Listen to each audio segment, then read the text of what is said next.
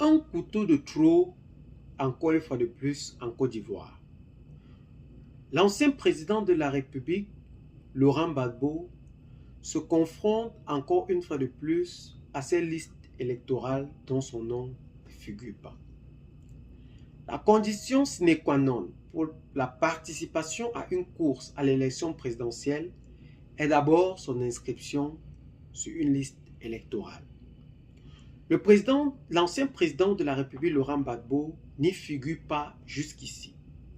Son parti politique, avec une réponse très foudroyante, dit encore une fois de plus qu'ils ne changeront pas et resteront sur leur position quant à leur candidat favori à cette élection présidentielle.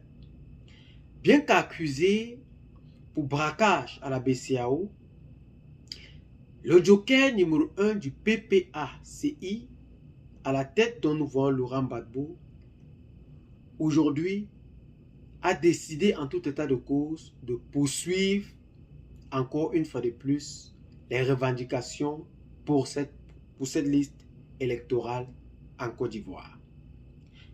Les principaux figurants dont Tidjane Thiam et plus d'un encore une fois de plus, nous connaissons que le COJEP de Charles Blé Goudé, Laurent Gbagbo, n'y figure pas. La question principale se pose. Qui va réellement tenir l'opposition en Côte d'Ivoire?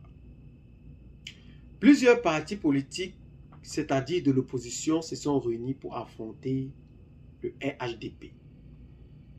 Mais nous ne sommes pas sans ignorer que le parti d'opposition qui est capable de battre sans se salir, comme on le dit souvent en langage africain, le RHDP d'Alassane Dramane Ouattara aujourd'hui, issu de cette course à l'élection présidentielle, c'est le parti politique du PPACI de Laurent Gbagbo. S'agit-il d'une question politique ou d'une question juridique?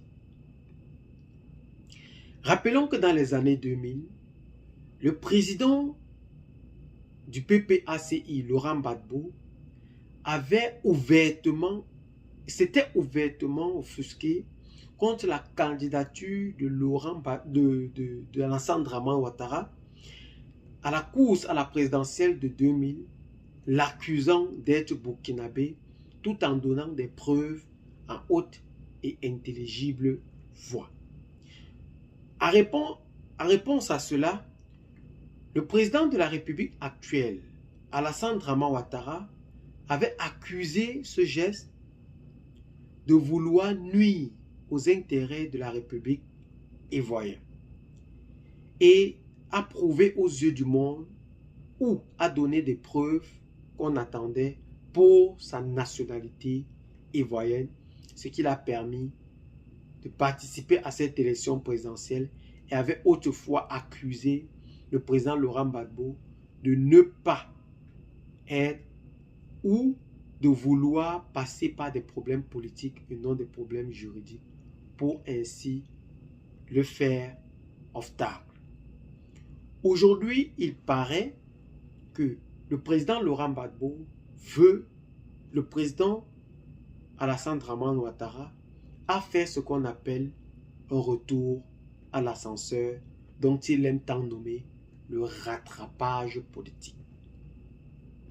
S'agit-il réellement d'un rattrapage politique en Côte d'Ivoire ou s'agit-il réellement d'un braquage à la BCEAO?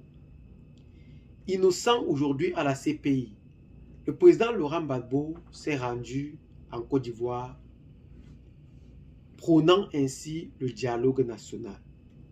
Mais son accusation à la BCEAO, dont jusqu'ici, il ne cesse de nier les faits, encore une fois de plus, ne cesse de le courir après comme d'une course à la montre. Mais nous ne cessons de dire que l'histoire finit toujours par nous rattraper. Et nous connaissons que si le président Laurent Gbagbo ne participe pas à cette élection présidentielle, ceci sera sa dernière vu son âge, qui ne cesse encore une fois de plus d'accroître. Où se passera la révolution réellement ivoirienne?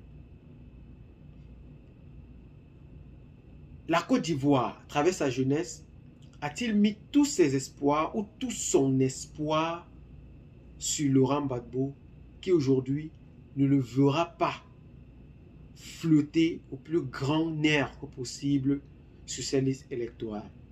Les revendications ne sont pas encore terminées, mais nous attendons encore une fois de plus que ce dernier sorte de ce confort émotionnel pour enfin résoudre ce problème, parce qu'on l'attend à cette élection présidentielle de 2025. Et nous espérons que le président de la République, Alassane Ouattara, saura prendre les manettes à main pour enfin mettre sur pied Laurent Gbagbo, afin de voir la réalité de la démocratie triompher du côté de la Côte d'Ivoire. Eh bien les amis, qu'est-ce que vous en pensez personnellement face à ces situations qui sévissent du côté de la Côte d'Ivoire? Laissez donc massivement vos commentaires, abonnez-vous à la chaîne si ce n'est pas encore fait, partagez la vidéo avec les amis si vous l'avez trouvé intéressant, et à très bientôt pour de nouvelles vidéos. Ciao, bye bye.